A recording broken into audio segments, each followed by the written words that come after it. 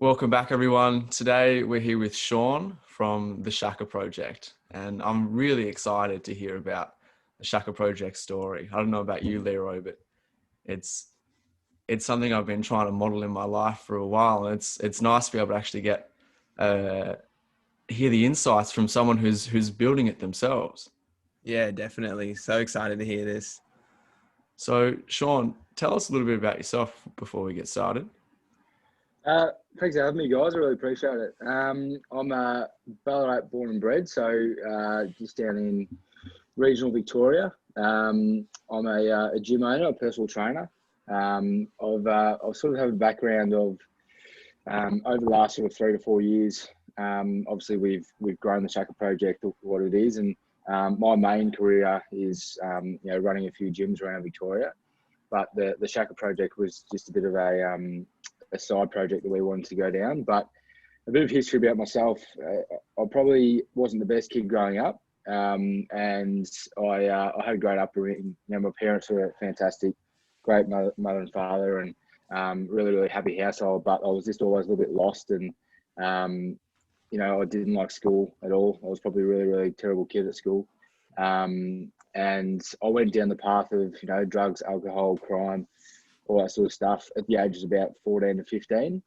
And I just I found myself completely off track, and I'd be at school 3 or 4 days a week, and then the rest of the days I'd be off at someone's house doing drugs or drinking, and drinking at school, doing drugs before school, throughout school, all that sort of stuff. So just really bad headspace that I was in, and a few things sort of happened in my life, and I started to really struggle with my mental health, and I was at an age where it was probably the worst time to go through something, especially to do with your mental health, because I was getting to that stage where I was entering year 10 and year 11, and it's there's sort of a lot of pressure to start figuring out what you want to do with your life. And I'll start to get girlfriends, and there's big groups of mates, and I'd obviously had a long period of time of drinking and stuff like that. I started pretty early, drinking alcohol, to an excessive state, but getting to that 16, 17, 18 years of age, obviously that starts to get a little bit more prevalent in your life. And I made a lot of really bad decisions, and that led to some pretty bad consequences too. So a few things happened in my life that led me to sort of give myself a bit of a wake-up call. I lost a really good friend. She was killed in an accident when I was about 16, and that was a bit of a wake-up call for me. And it sort of gave me that motivation to do something a little bit more, and I sort of found that I did have a little bit more in me. I suppose I probably had it, my entire life. There was always that thing in the back of my mind where I knew I could do a little bit more, and I knew I had something a little bit more in me. And that's when I started to do personal training, and I worked in a few gyms around Ballarat, and started to really generate a pretty good member base and personal training business as it was. I started training people out of my mum's garage, which was really handy for me. I could wake up at 5 o'clock and go do work in the garage and go back to bed straight after. So it was super handy. And then it just really did grow from there. So over the next sort of 2 to 3 years, it started to really elevate from there, and I started to get a lot more clients in. And I was probably 21, 22. I was making really good money. I was still living at home with mum, so I didn't have any outgoings or anything like that. I was in some good relationships, had good friendships, but I was still really held down by alcohol and drugs and stuff like that as well. So there was that 5 days a week I was working, and I was that healthy PT, and then 2 to 3 days of the week I was off doing as much drugs as I possibly could, and hitting the grog as hard as I can. So it wasn't obviously the best balance I could go for. And then one night I was arrested. I was arrested while I was out on the town, and it had massive effects on not only my career but my mental health. The effect it had on my career, Ballarat's really, it's a big regional town, but it's a small town, so everybody knows everybody.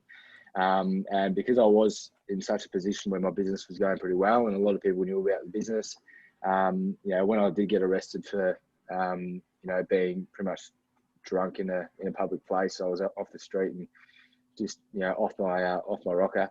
That news got around Ballarat really, really quickly, and it affected my career. I lost clients, lost members, and that just spiraled my mental health down. So it was a really big wake up call for me. I think about it, every single day that night that happened, how much of an effect it had on my life. And then from there, I did go downhill a fair bit, and I felt like I just needed to hit the restart button. And I considered moving out of the town, considered moving into a different state, all that sort of stuff.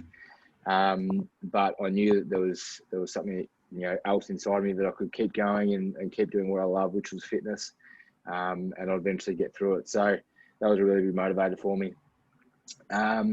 Again, suffering really, really bad mental health. I had a few parts in my life where I attempted suicide, and I've been in hospital for suicide related injuries and stuff like that.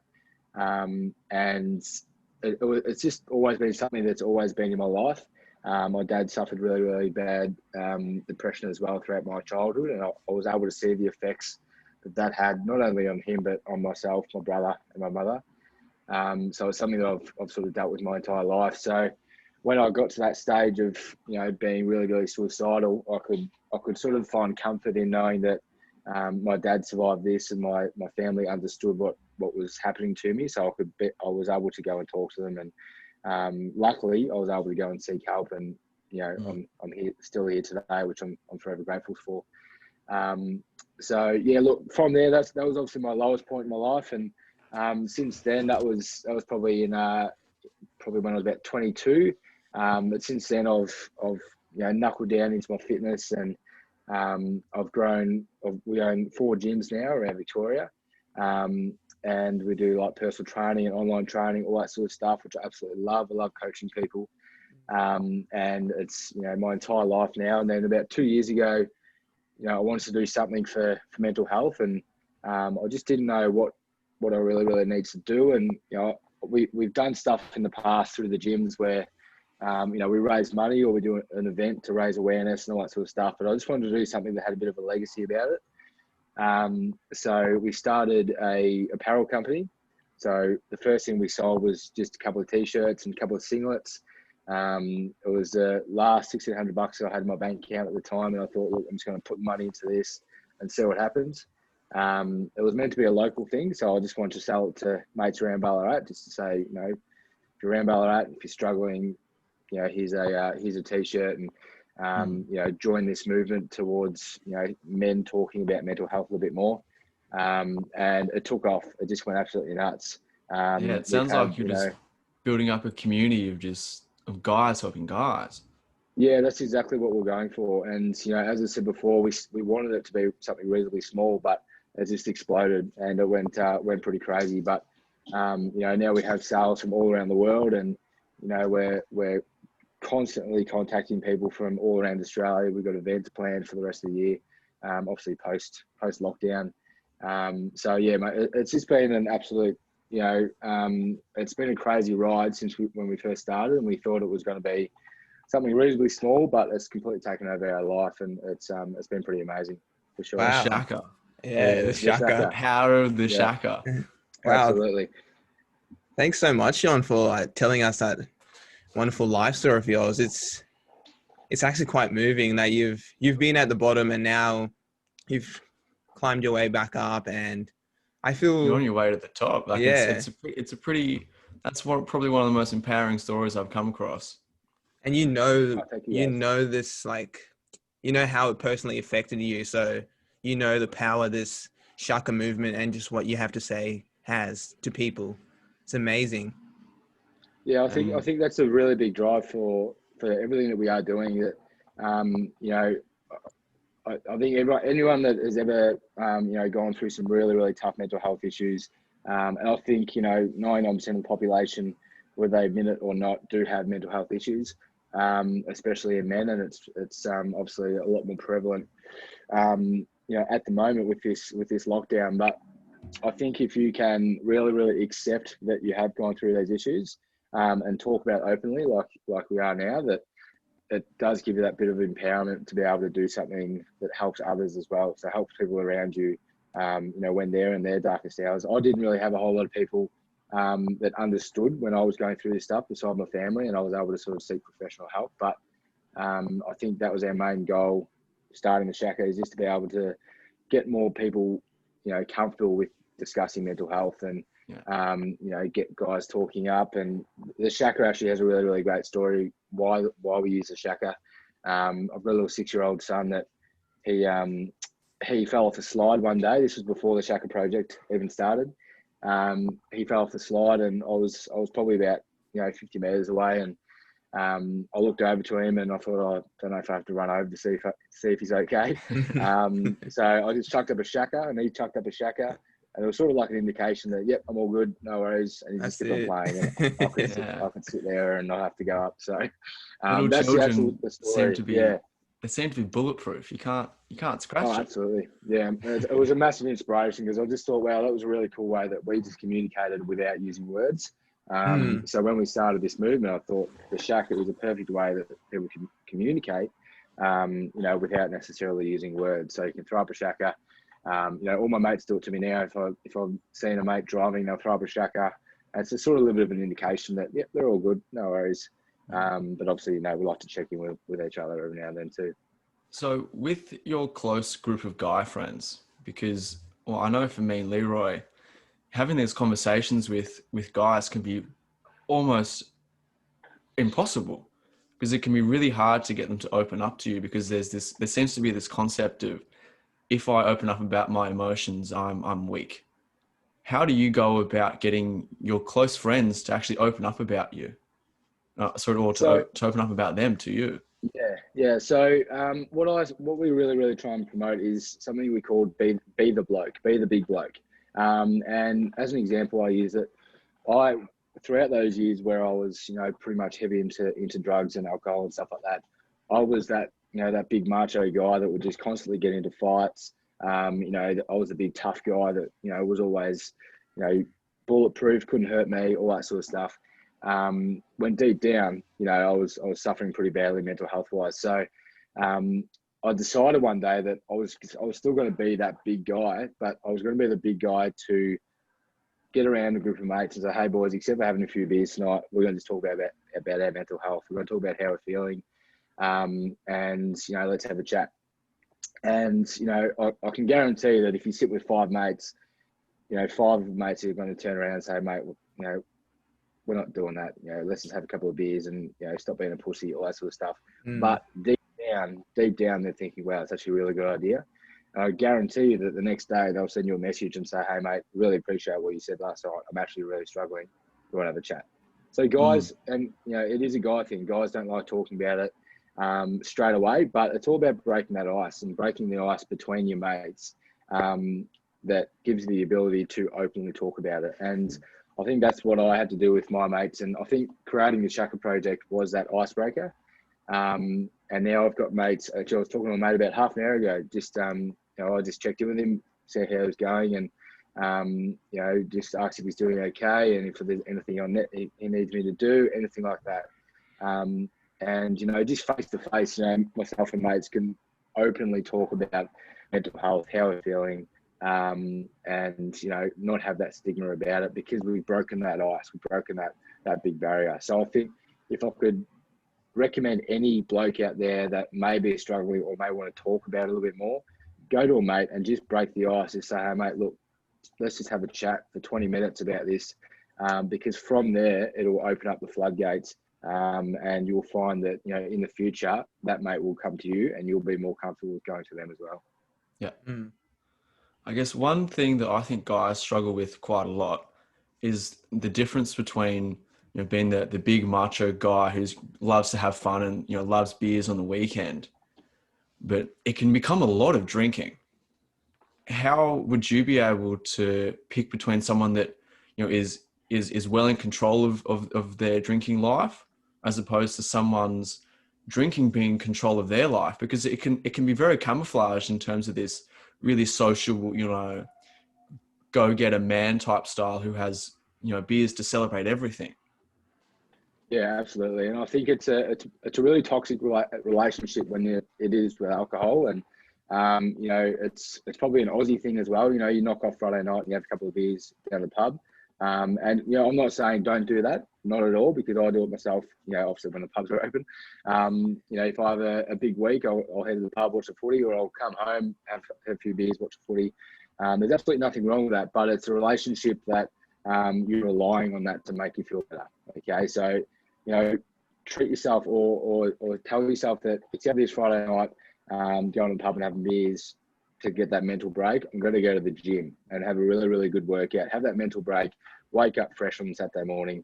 And being able to openly discuss that with yourself is more important than discussing that with anyone else. So, I've been that bloke that has gone to parties or gone to boys' night and not drank at all. And you're always going to have that mate that says, come on, mate, let's have a few beers, you'll be right.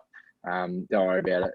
But, if you have one mate that says that and you have four mates that says, no, mate, I completely respect what you're doing, then you can change that stigma. You can change that thought process around everything else you're doing. So all you need to do, as I said before, be that big man that steps up for not going out and have a few beers and just going to the gym, or, having mates around and have 2 or 3 beers and watch the footy, but not having to go out and get absolutely sloshed and, wreck yourself for the next day. So be that man that stands up to your mates and says, no, boys, let's just have a quiet one and we'll just have a chat. We'll just kick it, watch the footy, relax, all that sort of stuff. So I think if we can get, a group of 10 mates, and we can have 5 of them that are the big man that steps up and says these kind of things, then we can really, really change the way that we're traveling.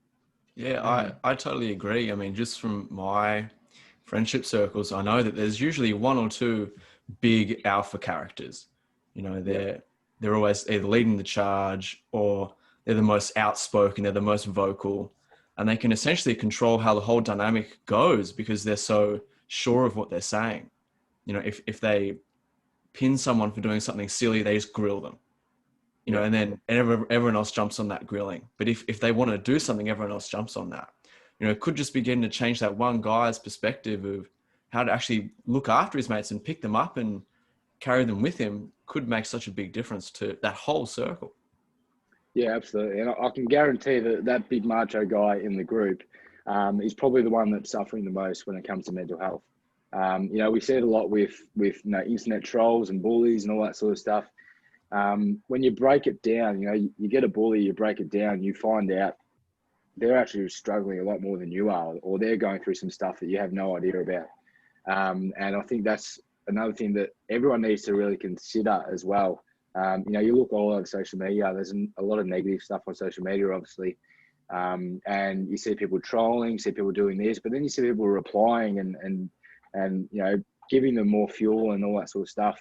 When I think the best question to ask when someone is bullying is, are you doing okay? Is everything going all right with you?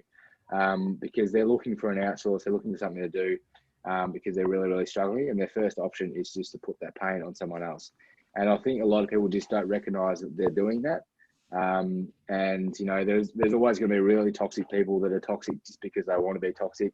But majority of people that are out there that are being the macho man or being that guy that's just a bit of a dick, he's probably got some stuff going on that if he sat down with his mates or sat down with his family or friends or professionals, then you could probably really, really nut out what is exactly going on with his life. And, you just never know what's going on with people's lives.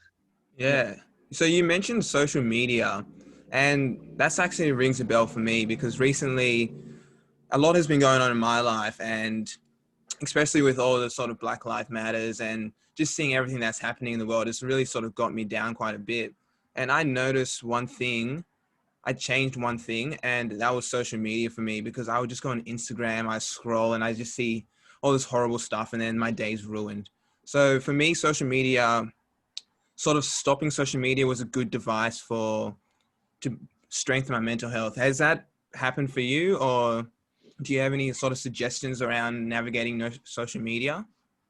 Yeah, absolutely. I think this probably goes back to my personal training career when I first started, and I was going through these really, really tough struggles. And anyone that has started or owned a business will know that, mentally it's absolutely draining. And especially if you've got competition. I think when I first started, I was spending majority of my day looking at what everyone else was doing and thinking, oh, why are they doing that and doing it really, really well, but I can't do it. And then one day I made a decision just to delete every single competition or every single other personal training about off social media. Couldn't see it, don't look at it. Just it doesn't faze me at all. My work ethic lifted, everything else lifted. My ability to see how good I was actually doing, that lifted as well. And I think that goes back to the negative stuff we see on social media too. If you can ignore something, it's obviously not going to have an effect on your life, but some things are really, really hard to ignore. Like all the Black Lives Matter stuff that's going on at the moment, all the homophobia and stuff like that we see on social media, everything that is completely toxic, even stuff with this lockdown and the pandemic and all that sort of stuff, all the toxic that goes through social media, it can be ignored, but it's something that you need to shut yourself off from. And I like to call it emotional intelligence. So being able to see something and having an emotional intelligence to react in a different way. So if you see something that really, really offends you, except for, getting on there and writing what you think, just say, okay, look, I have the emotional intelligence. That's their opinion. I think it's completely wrong, and it could be completely insulting to you, to others, to whatever it might be insulting to. But I'm going to have the emotional intelligence just to switch off, and I'm going to go focus on something good. And I think that's why on our social media page, we try and promote as much as we possibly can, positivity, kindness, empathy, all that sort of stuff. Because, if you scroll through social media, you'll see negative. And then if we can be that one little positive light that pops up every now and then that's what we want to do. And we want to be that people that they're scrolling and go, oh, there's so much crap here. And then there's a really, really nice message from the Shaka Project just saying something about positivity or empathy. And it just gives that little bit of positivity that even if they just go, yep, that's really cool, don't even like it, they don't share it, whatever, they just swipe up, get out of social media, and they have a little bit of a better day or put them in a better emotional state. So, social media can be super toxic, but it can also be really, really positive as well. And there seems to just be a massive imbalance in between what is positive out there at the moment and then all the negative. Like everything, all people really see at the moment is just all the shit in the world. And then it just clouds out everything that's been good. There has been some good stuff coming from COVID, but then there's been a lot of shit too. And I mean, like my profession, I'm a physiotherapist, and I treat a lot of people, and stress and just the world around them plays a really big part. And like one part that's been really hard for me is seeing the stress of, I guess, the crazy situation in the world right now coming through, and people just seem to be able to see just the negative.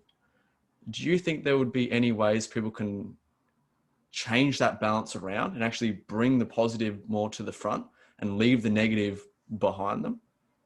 It's all, as I said before, it's all about that emotional intelligence and being able to recognize the negativity. It's definitely there, but also being able to recognize the positivity and just weighing up what's gonna start your day, what's gonna get you through the rest of the day. And I think there has been some incredible positives that have come from this pandemic, and I think some of the things that people just take for granted, and some of the things that people just don't see how lucky we actually are in Australia. There's so much negativity about what the government's doing, about Dan Andrews, what he's doing, all that sort of stuff. And everyone is entitled to their opinion, absolutely. But, when you look at other countries and look at other, even states and how they've, reacted and how they've been affected by this pandemic, we are so lucky in the position that we're in.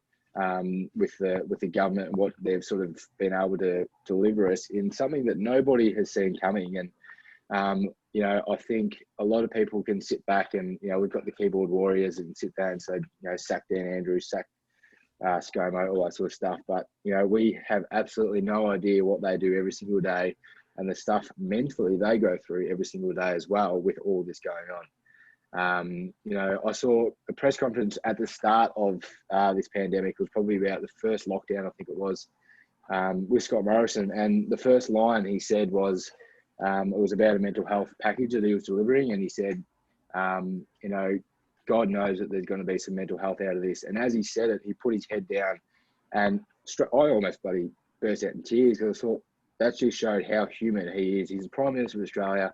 He puts his head down almost in shame that he, you know, he's pretty much just admitted to Australia that he's going to have some really bad mental health effects from this entire pandemic.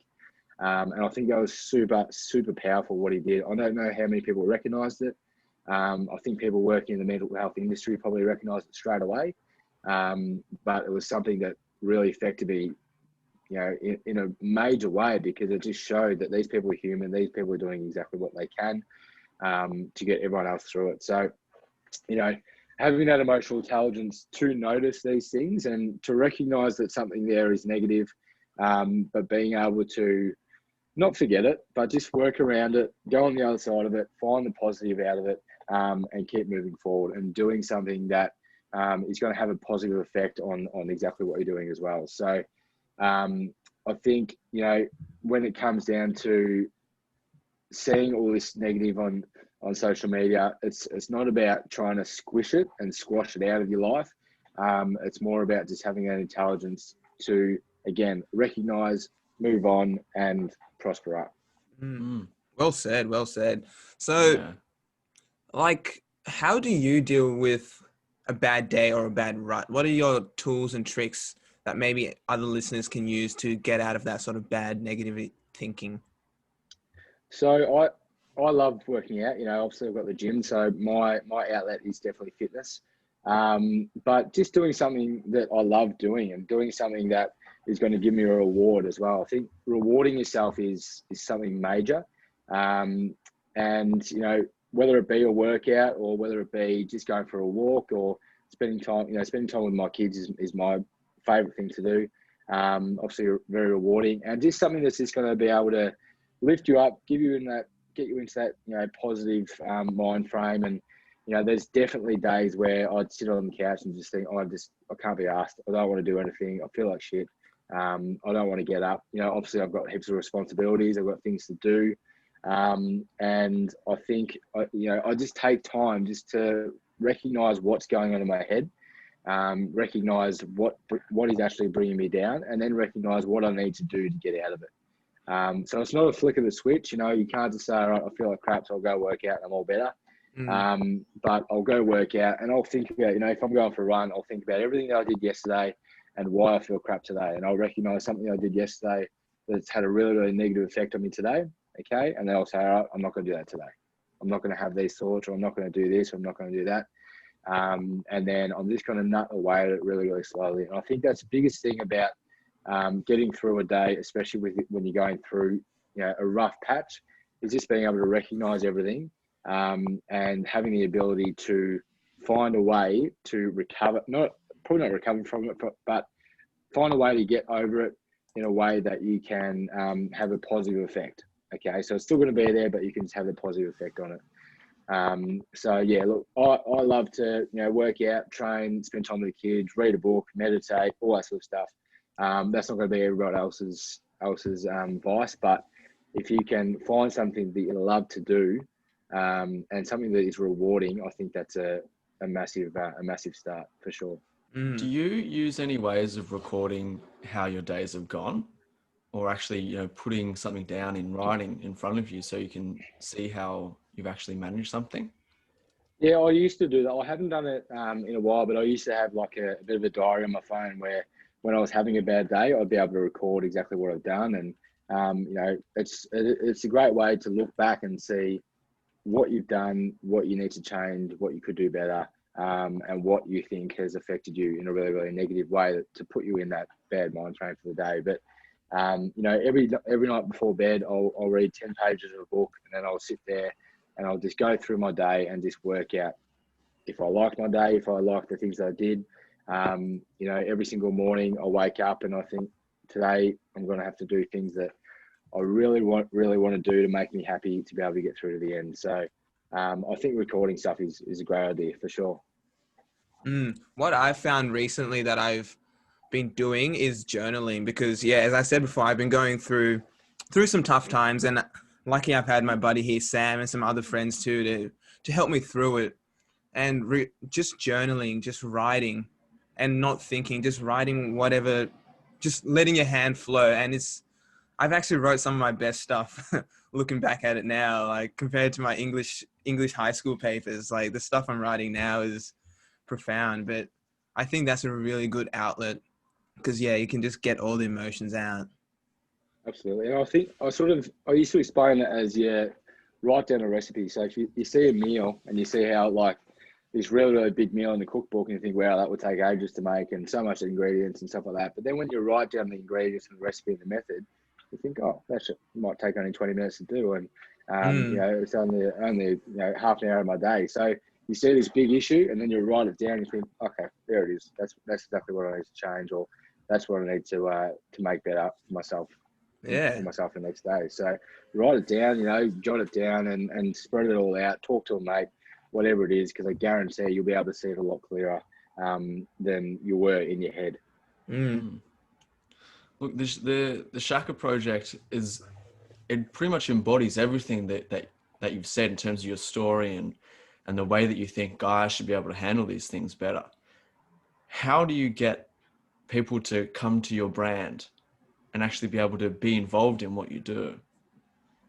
I think it's just promoting, positivity and kindness. And one thing that, if you're running a social media platform and you want to grow it, the one thing that sells is emotion. And I've used this with my gyms, I use this with the Shaka. The one thing that always sells is emotion. So if you can, for example, if you're, writing Facebook ads or Instagram ads, and you put I'll put a picture up of my daughter and I'll get, 500 likes. If I put a picture up of myself, I'll get 3 likes because my daughter's a lot better looking than me. So, that's emotion. People recognize that, wow, that's really cute. That's give me a smile, give me good feelings. I'm going to like it, or I'm going to share it, or I'm going to do this, I'm going to do that.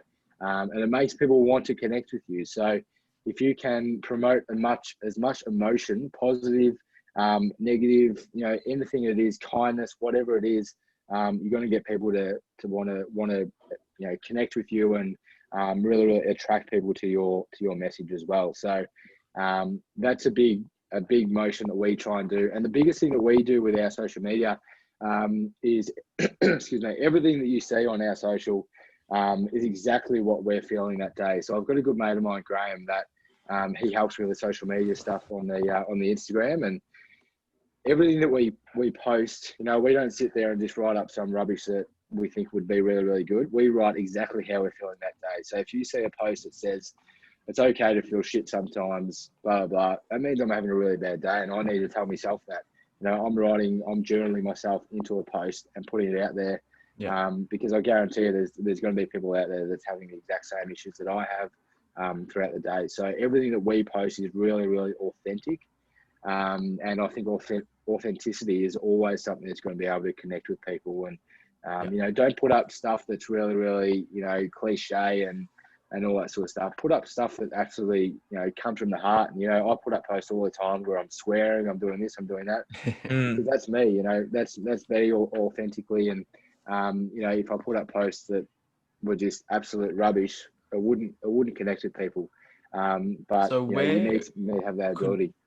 Where could people find you to be able to see all this stuff? Because we'll probably have to wrap it up soon, but I want to be able to get everyone towards your page so they can get a part of this community that you're building. Yeah, for sure. So the Shaka Project on Instagram. So it's just the _Shaka _project. And then the shakaproject.com is our website where you can get all the hoodies and t-shirts, all that sort of stuff as well. How about your gyms?